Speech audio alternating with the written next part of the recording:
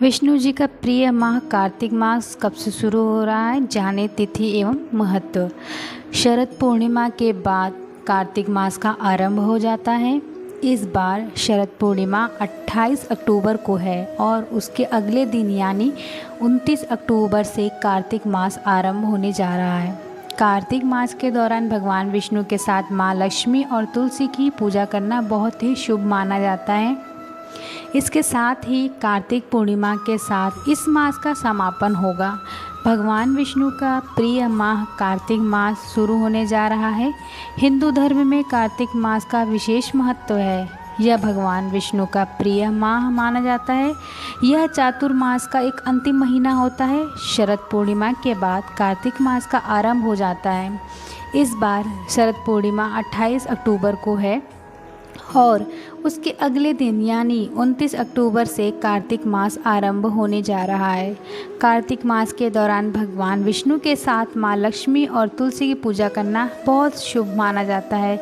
इसके साथ ही कार्तिक पूर्णिमा के साथ इस मास का समापन होगा। ज्योतिषाचार्य भालचंद्र खंडगर के अनुसार भगवान विष्णु का कार्तिक मास सबसे खास महीना माना जाता है। इस महीने से भगवान विष्णु योग निद्रा से जाग जाते हैं।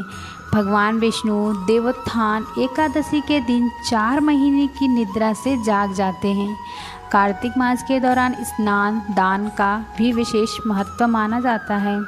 मान्यता है कि इस मास में पवित्र नदियों का स्नान करने के साथ दान करने से कई गुना अधिक पुण्य की प्राप्ति होती है। इसके साथ ही कुंडली में ग्रहों की स्थिति मजबूत होती है। साथ ही जिनके आसपास अगर कोई पवित्र नदी हो तो सूर्य उदय से पहले घर में ही स्नान कर पूजा कर सकते हैं। तुलसी माता का पूजन जरूर अवश्य करें। ज्योतिषाचार्य ने कहा है कि कार्तिक मास में भगवान विष्णु की पूजा करने के साथ साथ तुलसी जी के पौधे का पूजा करना ही बहुत ही लाभकारी माना जाता है। इस पूरे महीने में तुलसी जी को जल देने के बाद शाम के समय घी का दीपक जलाने की परंपरा है। मान्यता के अनुसार माना गया है कि ऐसा करने से भगवान विष्णु के साथ माता लक्ष्मी भी प्रसन्न होती हैं।